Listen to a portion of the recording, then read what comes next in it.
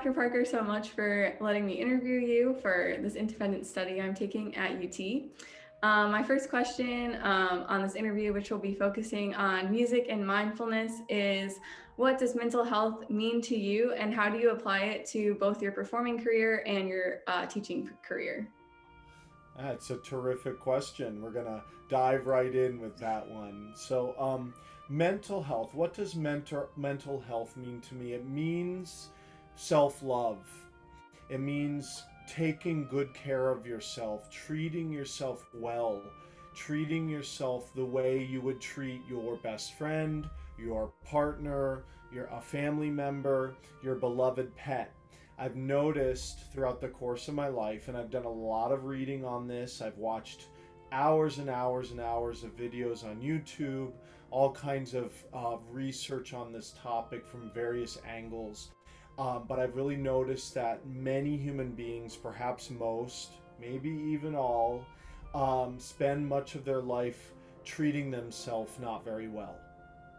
Okay, and I have to make an aside here. There are absolutely components to mental health that I am by no means an expert on.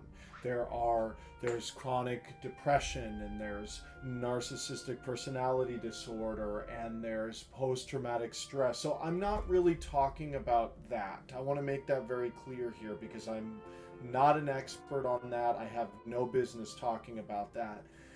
But I think all of us, to a certain degree, deal with issues of self worth, and we can dive into why that is. And it's an incredibly complex mosaic of societal conditioning and psychological and spiritual components that's extremely complex in nature. But we all deal with issues of self worth. And I tend to refer to that as the inner saboteur.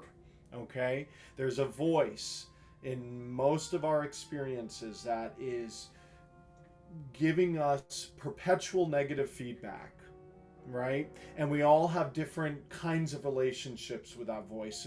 For some of us, that voice is extremely strong and extremely persistent and extremely vocal, and we may have a really unhealthy relationship with that voice. And by unhealthy, I mean that we really tend to believe it. We believe it to be true, we believe it to be accurate. Some of us, maybe have a lighter relationship with that voice where it's there, it's present, it maybe rears its head every now and again, perhaps like in situations in which we're more anxious or high like performance situations for musicians, for example, and it may kind of rear its head, but perhaps we either have a temperament that allows us to deal with that voice in a healthier way, or we've worked on it. And that's what I'm really interested in talking about, is how do we develop over the course of our life a healthier relationship with that voice. So when I'm talking about mental health, what I'm really talking about is the relationship you have with the inner saboteur. And I do believe most human beings have some experience with that. What does it mean for my musical life and my teaching life? Well, everything. I mean, it permeates every aspect of our existence. It encompasses every aspect of our existence. And I think by spending time having a practice in your life, a daily practice where you are cultivating a healthy relationship with that voice, it will help you in every facet of your existence, whether it's your performing life, your relationship with your instrument, your teaching life, which is absolutely, parallel to your performing life, your love lives, your friendships, your work, all of it. It will blossom. Developing a healthy relationship with your inner voice will create ripple effects that spill into every avenue in your life, and I believe lead ultimately to a life of fulfillment. Absolutely. Thank you so much. My next question is, can you describe a time in your young adult life when you were struggling with your mental health or your inner voice, and how that affected your career as either like a student or a performer or both? How did you get through this difficult time? Was there any sort of like mantras that you still carry with you from that time in your life, or can you just talk a little bit about that? Absolutely, for sure. And I certainly had, you know, my fair share of struggles with that, as does everybody else. I mean, if you don't mind, I might get a little more personal here, but one area in which I really struggled with that was my sexuality. You know, my teenage years, and as many teenagers know to be true in various ways, but my teenage years were racked with incredible self hatred because as I slowly came to understand and come to terms with the fact that I was gay, I felt like that was really not okay. I felt like there was something really wrong with me. So I had that layer of sort of self doubt, self hatred, insecurity, fear. And on top of that, I was somebody who had a deep love for being a musician and playing the oboe and the piano and singing. And I knew I wanted to be a musician. And I, you know, spent much of my later teen years and my early 20s in school. I went to a good conservatory for my undergraduate degree, and I struggled a lot with performing, with consistency in my performance, because I would get so incredibly nervous, and my inner saboteur was so loud and so crippling at times. And there were, even though I had no doubt that I wanted to be a musician for my career and for the rest of my life, there was no other option for me. It was such a strong calling. But I also kind of didn't know if there was a way through this issue. I felt completely like there was no way I could get to the place where I could perform consistently at the level I believed I was capable of. And it seemed like an impossible mountain to climb. Um, so what I did was I started having conversations. I started talking to my teachers, my friends, my peers about their issues with performance or self-worth, and I started sort of gathering information. I started reading books. I started, well, I can't say I started watching videos at YouTube because YouTube didn't exist at that time. So, but I did start reading books. I started having conversation, and that really led me down a path that has continued to this day of constant investigation into these topics and a constant desire to improve my relationship with myself and my relationship with my art form as a performer and a teacher. It's a never-ending quest, and I kind of accepted that in a loving way. When I was younger, I said, you know what, I'm just going to kind of make a pact with myself that I'm going to keep working on this no matter what. I'm going to keep striving. I'm not going to give up music, and I don't care how long it takes. You know, it was kind of like I made a shift. When I was younger, I wanted to be the hare in the tortoise and the hare fable, and at one point I kind of accepted allowing myself to be the tortoise. I was just going to take one step at a time, and it didn't matter how long it took. So there was sort of a sense of, I didn't think of it this way at the time, but looking back, what I was really doing was falling in love with the process. You know, I think one of the shifts we all have to undergo, and I think this ultimately helps with our mental health, our relationship with the inner saboteur, is to stop being so focused on results and start becoming engaged with and interested in and falling in love with the process, and just enjoying the process for its own sake without necessarily having incredibly rigid expectations as to what results come from that process, right? Yeah. And I'm not saying to not dream. I'm not saying to not have goals. You know, if you want to be the principal oboe of a top tier orchestra, or you want to, you know, be a collegiate professor or whatever, that's great. Have a goal, but if everything you're doing is focused on that, and there's a narrative going on where you can't be happy in your life or fulfilled in your life until you get there, then you set up pathways that make it such that when you do actually get there, if you do get there, and when you do get there, you may feel good about it for a while, but eventually there's going to be that, I'm still not happy yet, I'm still not fulfilled yet. because you've set up this narrative that happiness and fulfillment are reliant on an external circumstance. But Yeah, if you're absolutely. right, Hmm. but if your happiness and fulfillment are instead connected to your love of the process, then nothing can take that away. Yeah, definitely just trusting the process and being okay with the journey and ending up wherever the destination ends up being for you. Right. And Yeah. the process is the one thing you really have control over. I mean, you can do all the work in the world and you know, prepare amazingly well for something, and you can go there and still not end up getting it because a million reasons that you have no control over. You're not what that committee was looking for, or somebody else also prepared extremely well and had a great day. I mean, there's a million things. What you do have control over is your relationship with the process.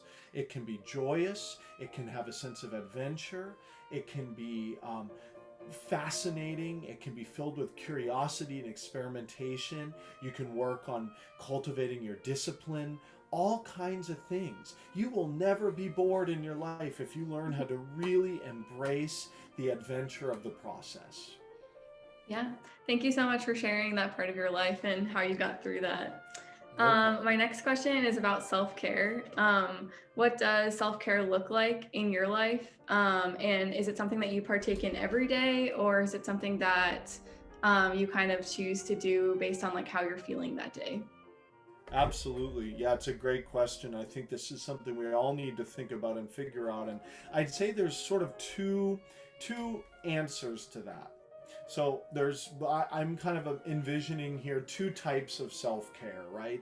There's the self-care that I think you might be asking about, which is a little bit more sort of obvious, overt practices, like maybe it's meditating every day for a certain amount of time, or doing yoga, or going for a walk, or spending time with your partner, or whatever. There's millions of ways that people can take time out of the day to do something that they really find peaceful or inspiring or energy inducing or fun, whatever it may be.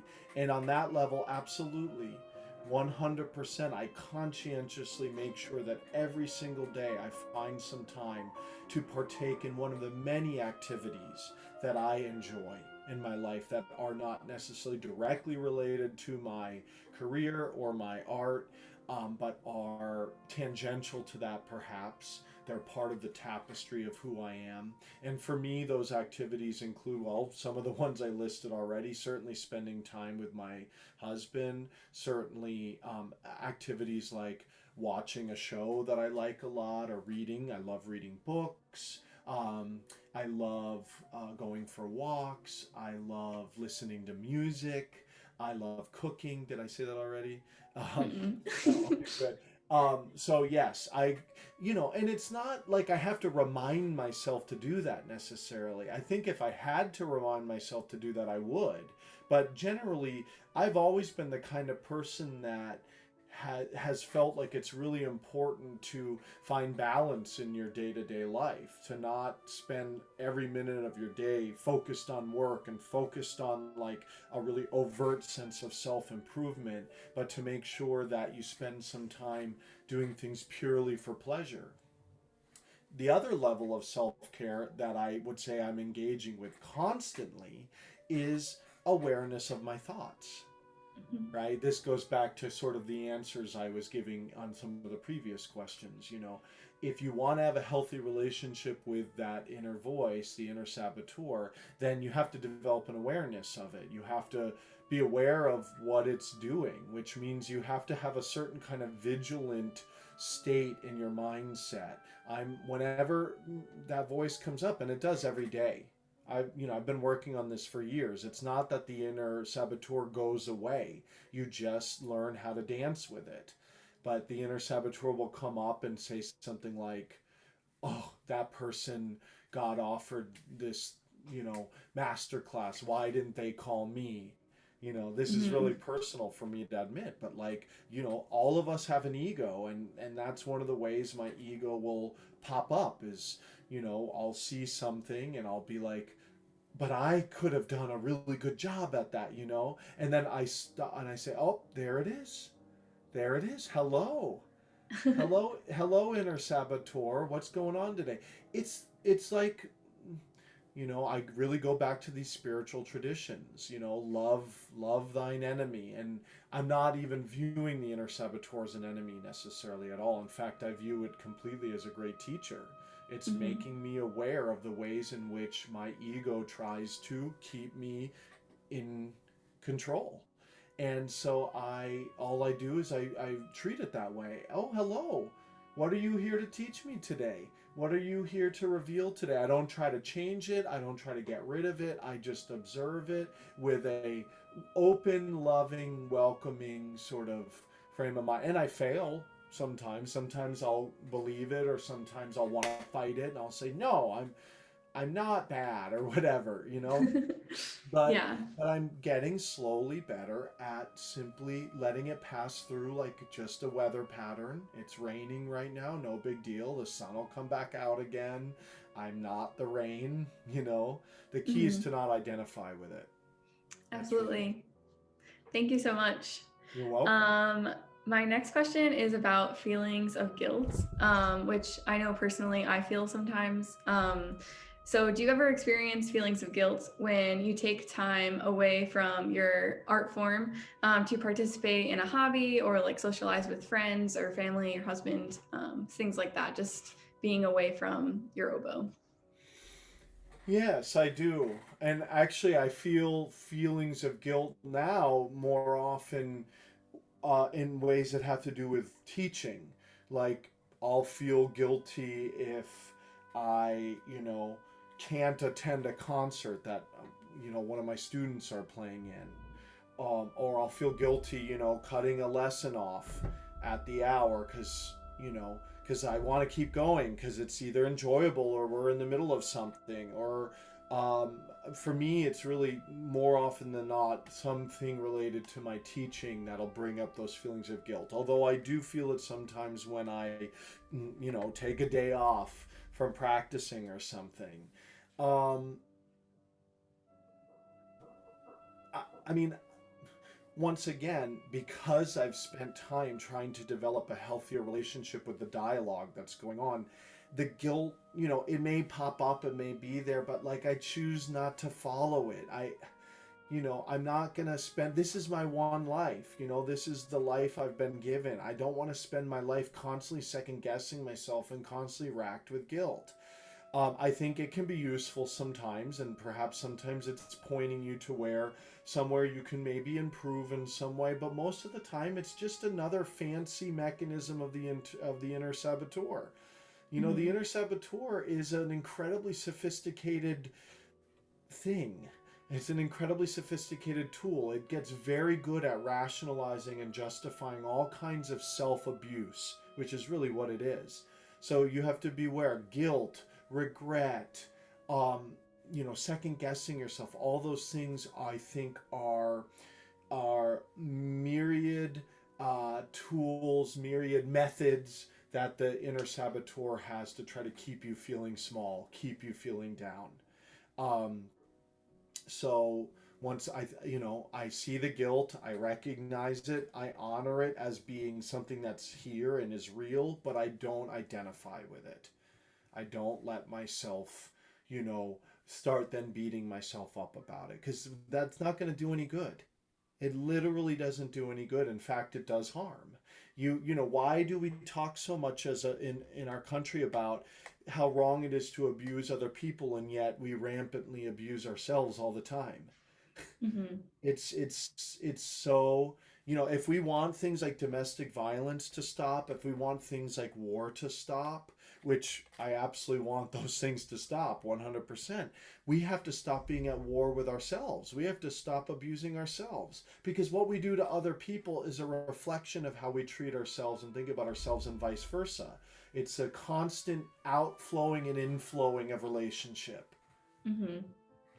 Yeah, thank you so much. Hmm. Um, my next question is about the pandemic and how the pandemic has affected your music and like creativity and your creative flow. What are some silver linings that you've found from the past 8-9 months that we've been in this pandemic? And how have you just really gotten through that and continued to like make music and be an active performer? And I know you have a teaching studio at UT and that sort of thing. Yeah. Well, you know, the silver lining of the pandemic, well, once again, I think there's multiple layers to that. I mean, there's certainly the silver linings on the individual layer. And, please bear in mind that, there are a lot of people right now that are suffering a great deal because of this pandemic, whether it's because they've lost a loved one or they're sick themselves or they're having economic, financial difficulties. And I haven't experienced any of that. So I can only answer this question from a position of a certain kind of privilege. So I want to make sure to make that abundantly clear.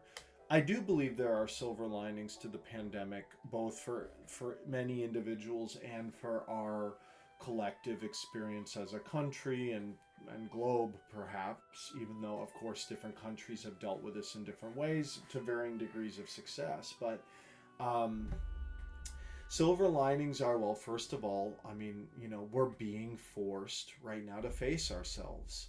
Well, there isn't as much distraction going on in many of our lives, or we can't necessarily distract ourselves with a lot of the same techniques we may have before, going out as much.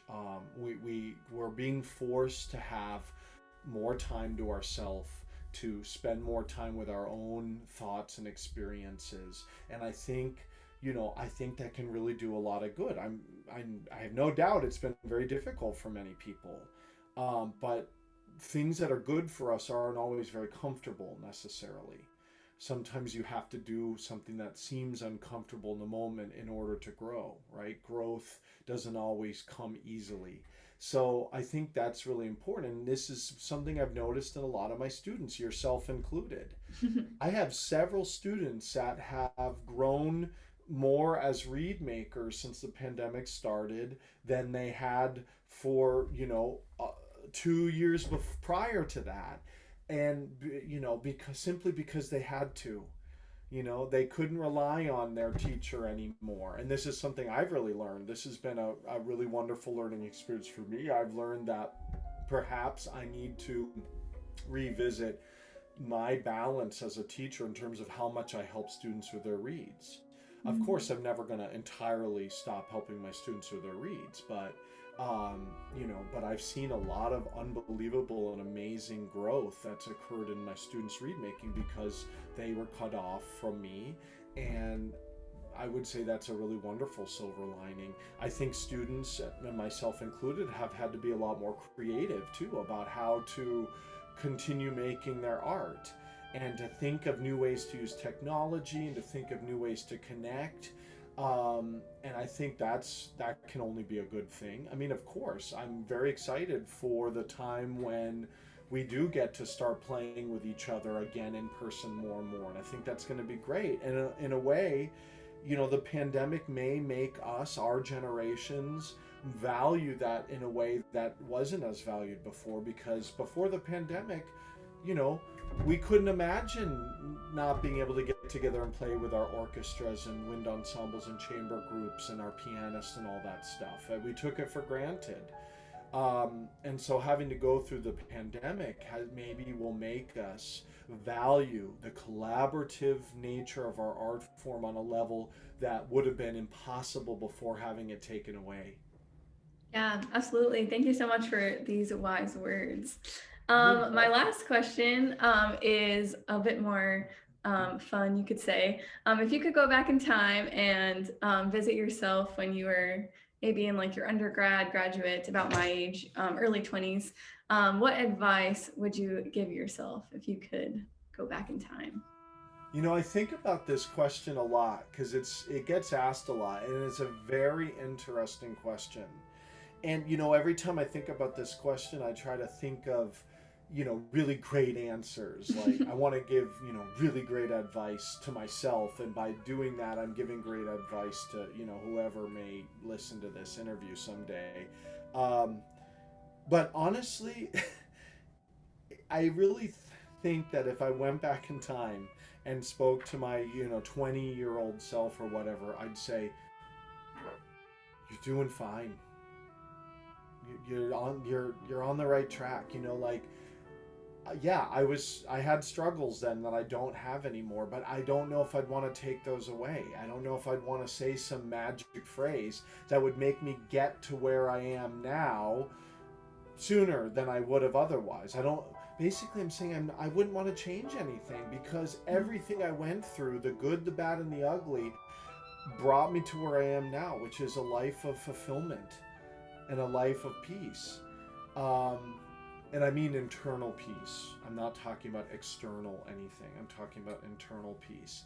Um, and I'm not, I'm also, let me be clear, I'm not saying that every second of every day I'm like in a Zen sort of state. I get angry, I get upset, all that stuff, but I'm always in touch with sort of an ocean of peace that exists despite whatever turbulence is on top of it, right? So, so honestly, I think I'd go back and say, "You're fine. You're fine. This is okay. This is I know it seems hard right now at times. I know you're struggling with some things, and that's fine. I don't want to take that away from you because that's the fire that forges the metal of your spirit. That's that's what makes you strong. That's what makes you know yourself. So, yeah, I think I'd say you're on the right track and leave it at that. Awesome. I love that. Well, Yeah. thank you so much for letting me interview today and being the pilot interviewer. You're my first one. And I hope I have many to follow. Thanks for all of your wise words. Everything you said is awesome, and students and professionals can definitely take so much from this. So thank you so much. You're so welcome. Thank you. You're welcome.